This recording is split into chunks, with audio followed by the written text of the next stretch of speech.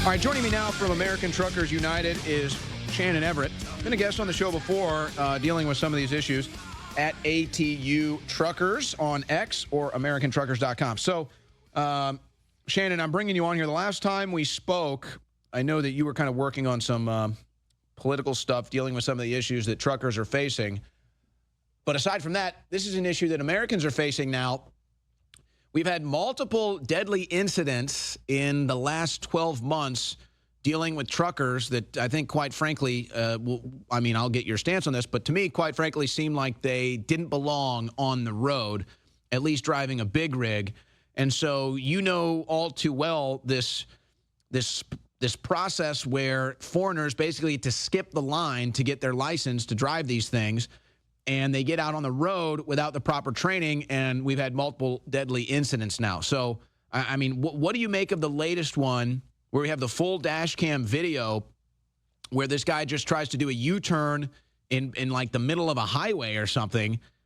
It's the craziest maneuver I've ever seen in my life, and a car slams into the back of the truck. It's like, of course that was going to happen. So what do you make of this craziness right now, and what needs to happen in the trucking industry? Well, I think America's waking up to the fact that we have this new ecosystem of truck drivers that are now very prevalent on America's highways. And these accidents have brought that to the surface for the American people to see firsthand. Unfortunately, it's taken some of these terrible tragedies for it to rise in the media.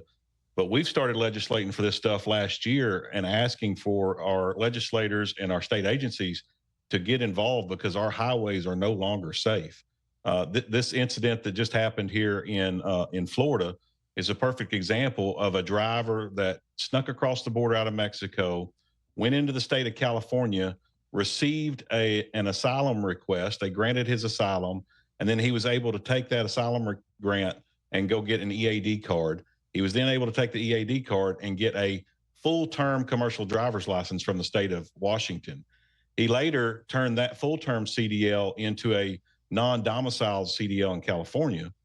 And then he drove interstate miles. He drove all the way across the country and then had this terrible tragedy in the state of Florida.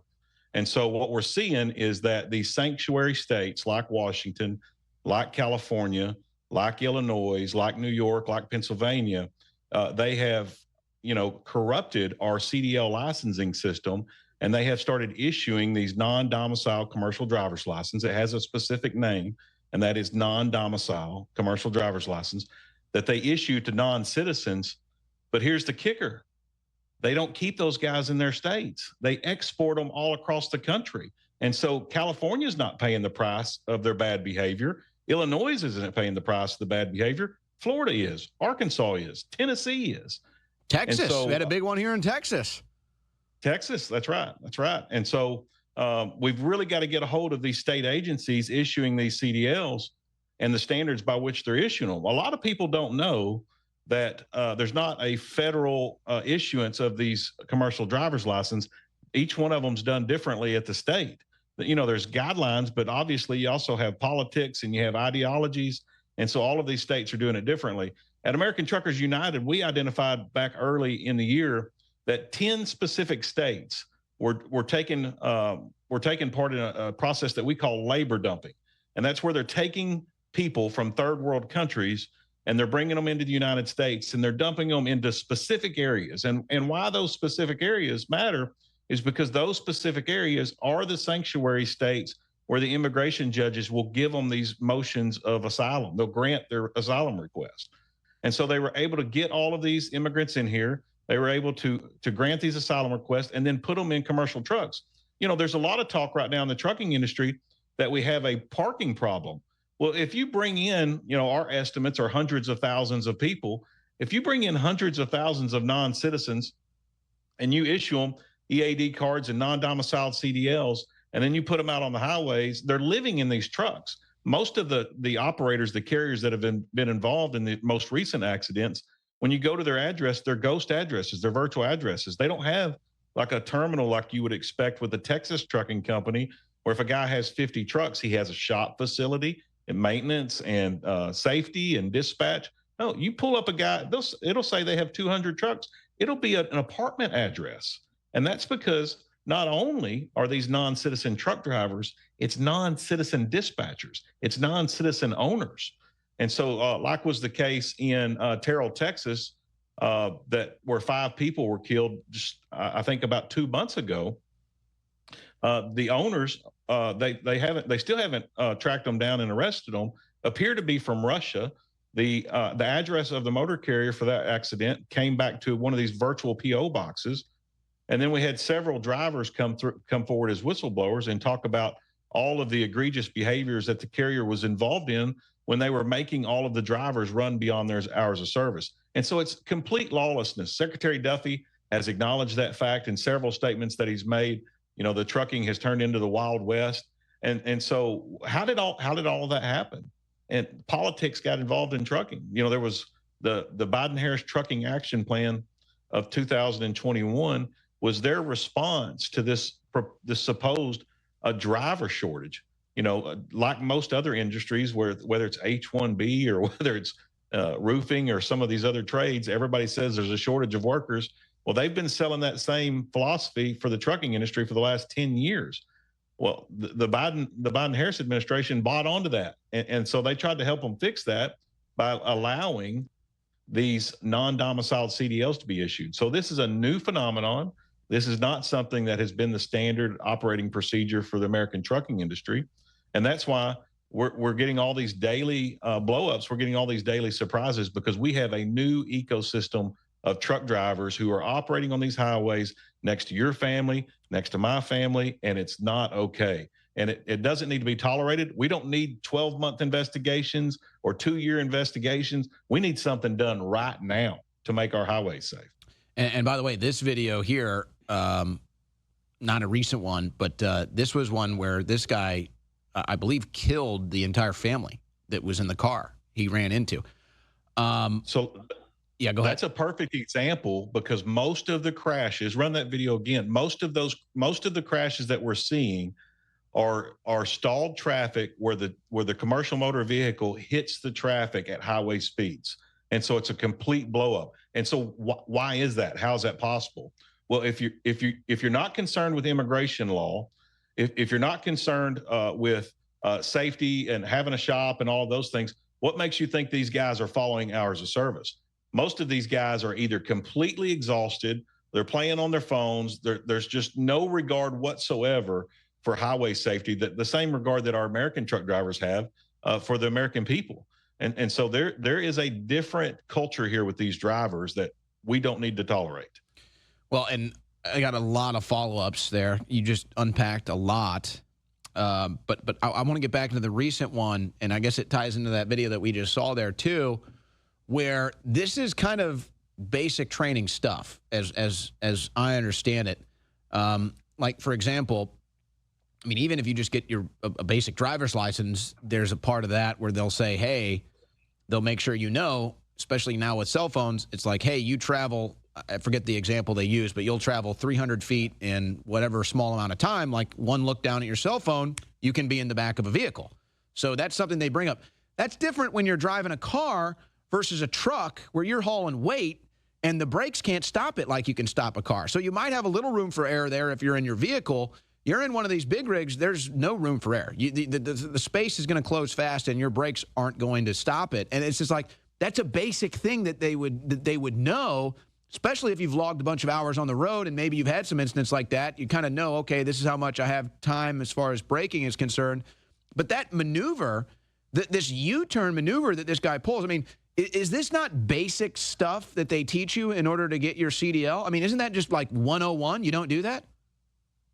Absolutely. The U-turn thing is a termination event for most trucking companies. And so they teach the drivers that they will be fired on their first offense if they were to do something like that. So everyone knows you don't do a U-turn on a highway. And so that brings into the question, have these guys really been trained? And so what we found is there's 5 hot spots across the country. One of them is the Fresno, California area, Southern California even. Then we have the Laredo, Texas area. You have Chicago, Cincinnati, and the Orlando, Florida area where there's kind of like Nest where all these carriers are domiciled. That same area has these CDL schools that are controlled by these same ethnic groups. And so they're literally paying to get CDLs, these non-domiciled CDLs.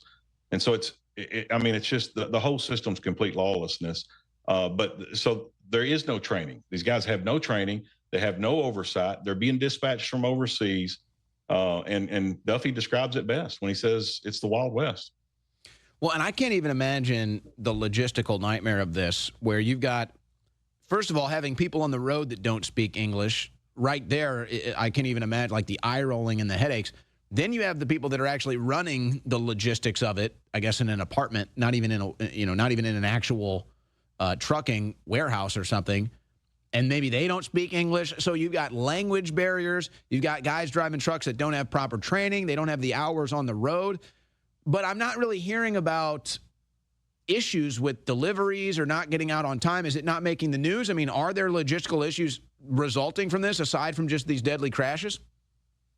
Oh, these guys actually have better service results than American truck drivers do. I mean, if you don't have to worry about what time you have to go to sleep and what time you have to get up because of hours of service regulations, and you can drive 800 miles a day instead of 400 miles a day, the customers aren't going to complain. In fact, they're the ones receiving all the benefit. And so the cost of what's happening to the safety on our highways is profiting several small groups, which would be your shippers and your brokers. So they're getting better service and they're getting a cheaper cost, but it's at our expense. Interesting. Okay, now I'm looking at this from, let's say, a conspiracy theorist angle now. Okay, maybe you have them trying to get all these foreigners licenses because they think it's going to do better for them bottom line. They can hire them cheaper. They can work longer hours. Maybe there's ulterior motives, because I look at what's going to happen here. Well, I think I see two kind of outside of the box things. One, they're going to use this to eventually push for automated trucking. They're going to use this, and it's going to get so bad there'll be a 29 car pile up from one of these deals, and they'll say, okay, we have to have the automated truckers now. We have to have the automated delivery service, which they do have small cargo box trucks in China now that are fully automated, no drivers, happening in China. Smaller cargo trucks, so not the big rigs. So it is happening in China. I know that there's been some self-driving trucks here in America, but it's still extremely rare, and it's highly monitored. So I could see that being the case. But I also see something. We had an event that got a little momentum during the pandemic, and it's happened a couple times where truckers will basically threaten to go on strike because at the end of the day, the trucking industry still controls a lot of the means and mechanisms of having goods and products on the shelves. So there's power in the trucking industry. Could there be another agenda here to kind of remove that power from truckers and say that's too big of a threat to the political establishment to have a bunch of truckers that someday can just say, hey, we're not delivering today, and basically pause like half the economy? So I'm kind of looking at this, is this to bring in the auto driving trucks? Is this to take away the power of the truckers as an institution, as a group of people? Or am I just a conspiracy theorist here?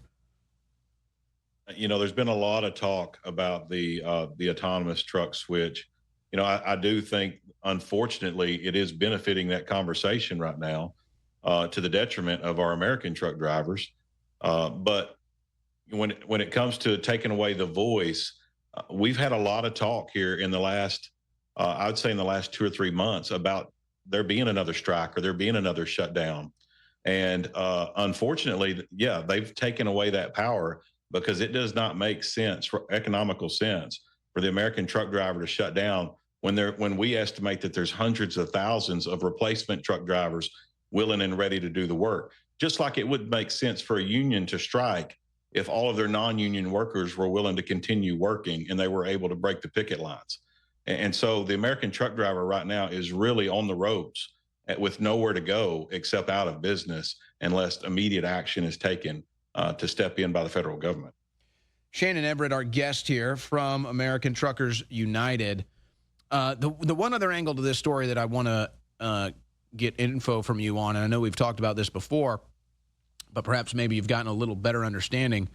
What is the process because people that actually work in the trucking industry know, there's kind of different levels of being involved and spending a lot of time there. Like, do you own your own rig? Do you take a rig from a company? Do you rent? Like, there's all kinds of things. Do the foreigners, where are they at in this process? Because I doubt they're coming in here and buying their own rig. Where are they getting the trucks? That is such a great question. I'm glad you asked that question. These guys only work through brokerages almost exclusively. So they are not going in and contracting directly with these Fortune 500 shippers.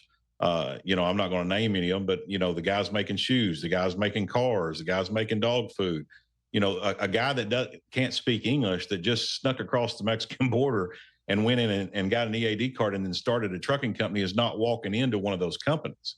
And so what's happened is over the last several years, we've seen the explosion in the number of brokerages and how big our brokerages are, the number of loads and shipments that they're handling, because they have this new captive capacity. All of these guys are coming into the industry and they're working for these load boards. It's this gig economy right now. Everything's done by app or everything's done by the web. And so the brokers are taking advantage of this preemption, they call it, which is this kind of like this federal immunity that they have, where they're not responsible for an accident because they didn't hire the driver. They hired the motor carrier. There's actually a Supreme Court ruling coming up soon on this very topic, where brokers are trying to get the Supreme Court to rule on their side to allow them to continue utilizing this immunity, that's what I call it, or this preemption that says they're not responsible for hiring the driver. I argue that they are entirely responsible for the situation right now on America's highways because they are the ones using the capacity. They're the ones benefiting, and it's all going to this one exclusive group. Now, that's anybody with a brokerage. So you can have mega carriers, big carriers inside of the American Trucking Association that have a brokerage arm that are just as guilty because they're brokering to these guys too. But when in other words, the people that are cutting costs here by hiring the foreigners, they own enough trucks that it doesn't really matter to them. They can have these things on the road. They don't care who's driving them. Yeah, because they don't own the truck. And so, but why would a Fortune 500 company or a Fortune 100 company who buys the cheapest trucks, who has the best safety record, who has the best contracts with customers, why would they be expanding their divisions and adding more of these drivers instead of hiring more American drivers?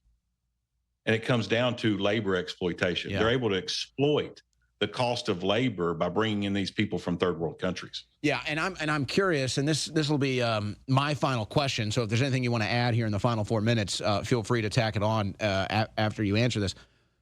I've seen the impact. I don't know if you can point to one thing that's a policy from the Trump administration, but the one area where I definitely saw foreigners taking over, at least here in Austin, was in the rideshare industry. You order one of these ride shares on an app. It used to be, in the Biden years, like if let's say I ordered 10 rides, 8 of them would be foreigners. And 7 of the 8 wouldn't even be able to speak English. That's what it was like. And I don't know if that's just an Austin thing. I've heard similar things in other big cities. So I think it was more of a blue big city type of thing where that was going on. Well, since Trump has gotten in, now it's like 9 out of 10 speak English and are Americans. And so that's something I've seen here. Could you have a similar impact in the trucking industry? Do you think there's similarities there? I see a lot of similarities, but I guess the margins are different. So the motivation to have the foreigners might be a little more than, say, in the ride shares where the margins are smaller. Well, the number one company that was responsible for really growing this ecosystem of drivers is one of your largest internet overnight delivery retail giants, right? And so we believe, because it's mostly app-based and it's mostly web-based, that they used the model that we saw with Uber and with DoorDash and with all of that, and said, hey, we've got all these drivers over here. We're hiring them for this. Why can't we just give them CDLs? And so we see an effort across the entire industry where over 19 states passed state legislation legalizing these non-domiciled CDLs before we finally caught them trying to do it in Arkansas, and we were able to stop it in Arkansas. Up until that point, almost no one in our industry, except for the people abusing it, even knew what a non-domiciled CDL was, Owen. And so it's really been this huge scandal that's starting that's starting to surface. Thank God that God has blessed us with President Trump, because he's not going to tolerate it. He's made that clear. He's got support for this, and he's been pushing, the executive order for English proficiency, but also the investigation of these CDLs. Yeah. And then Secretary Duffy, huge blessing. He's all over it. The problem is Duffy has a full plate, and he needs help. Exactly. Yeah. And so he has to rely on these staffers, and these staffers are in communication with these career lobbyists, and that's who you can't trust. We can trust Duffy. We can trust Trump, but we've got to get the right people working for Duffy. And I believe that's our biggest challenge here. And that's why it's taken so long to affect change. Trump wants to change things. Duffy wants to change things. But do the people who were has there... Duffy's office, has the transportation office been in touch with you? We made contact with senior officials for the first time 2 weeks ago. We delivered about a 4-hour presentation, and they were absolutely gobsmacked. And so we've been in touch with them ever since. We have not been at the level of Duffy, and I understand why. He's got a lot on his plate, but there's senior officials that know exactly what's going on now, and they're outraged. Well, I hope we can get results, because if there's not, as you put it about 20 minutes ago, if we don't have immediate change here, I do anticipate we're going to see something really bad. 29 car pileup type of a deal. Quite frankly, the one that happened just here locally, I think that was the worst. I think there was about 17 cars or something in that crash. That was fatal. That deal with that U-turn on an interstate, that guy's lucky. That guy's lucky that there was only one car involved. I mean, that's the kind of thing that's a 29 car pileup on the wrong road. I mean, you're talking who knows how many people dead. So let's hope it doesn't get to that. Shannon Everett from American Truckers United. Follow him on X at ATU Truckers, or you can find out more information if you're a trucker listening to this. AmericanTruckers.com. Shannon, thank you for your time. Thank you. All right, there you have it, folks. We're going to be right back with more news from the White House.